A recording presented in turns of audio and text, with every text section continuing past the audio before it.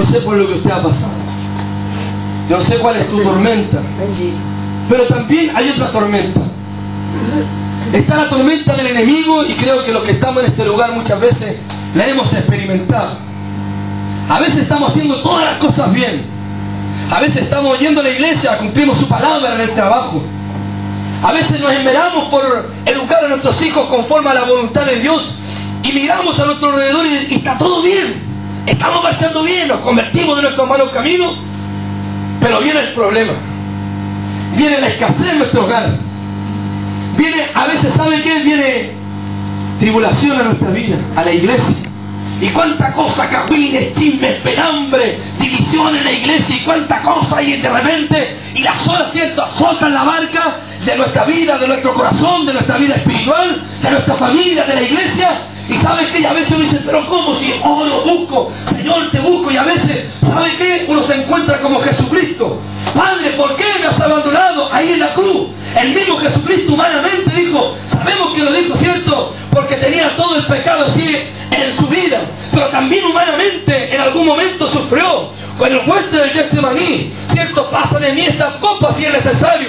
Y así a veces, y es obvio que nos sintamos así, y creo que Dios tampoco, ¿cierto?, se enoja con nosotros cuando nosotros nos comportamos así, como se comportó Elías cuando iba, ¿cierto?, al lugar y dijo, Señor, no soy mejor que mis padres, quítame la vida.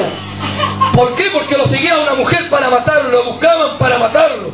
Y él no había hecho nada malo, al contrario, había obedecido a la voluntad de Dios. Entonces nosotros, cuando estamos bien y nos ocurren problemas, circunstancias, la pérdida de un hijo, de un padre, o a lo mejor la pérdida de un abuelo, como a mí me aconteció algún tiempo atrás, se levanta la familia en contra de uno. No sé qué es lo que va a pasar en tu vida. De repente a veces hasta la esposa, o tu esposo, tus hijos, no sé. En el trabajo a veces hacen las cosas bien, pero viene la envidia de los demás en la iglesia, quiere hacer lo mejor en el coro, pero siempre hay algo que está pasando y uno se pregunta, pero ¿qué estoy haciendo mal? ¿Qué es lo que está pasando? Déjame decirte que es la tormenta de Satanás. Amén.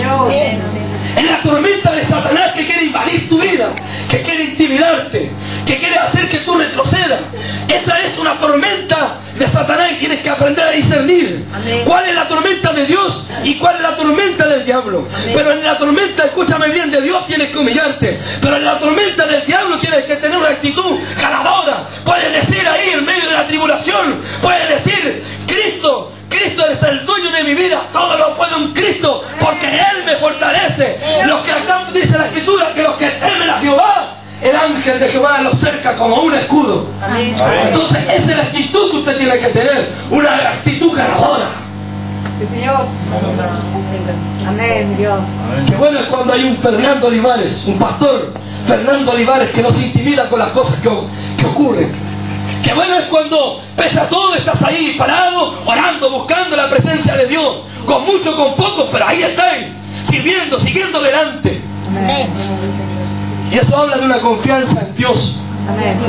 Habla de que tú tienes una confianza en Dios, que lo que Dios te dijo te lo va a cumplir. Amén. Porque si Dios te dio una bendición, si Dios te dijo, te voy a entregar un hogar, si Dios te dijo, voy a hacer grandes cosas con el ministerio, porque Él lo va a hacer. Amén, gloria a Dios. Mira, escúchame bien. Aleluya.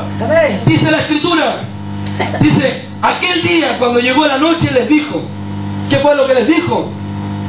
Pasemos al otro lado. La palabra ya estaba dicha. O sea, sí o sí iban a pasar al otro lado.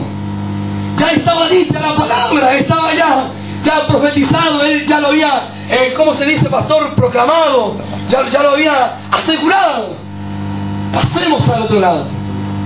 Entonces, antes de llegar al otro lado, antes de llegar a la bendición, antes de llegar, ¿cómo lo puedo decir? Antes de llegar a otra esfera, tienes que pasar primero por el problema, la dificultad. ¿Por qué les digo esto? Porque cuando llegaron al otro lado estaba el endemoniado Gadareno. Entonces ellos iban a vivir una nueva experiencia.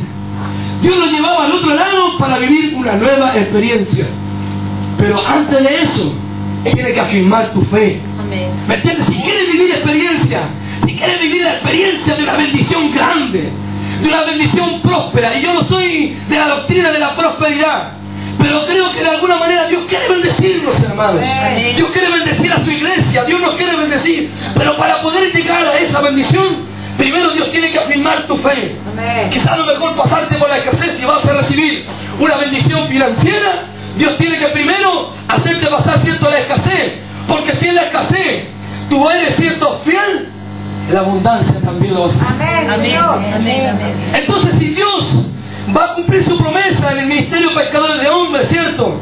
Como lo ha hecho muchas veces, como lo ha dicho muchas veces, primero tenemos que pasar una experiencia antes de llegar a ese lugar, a esa experiencia. Amén. Una experiencia nueva.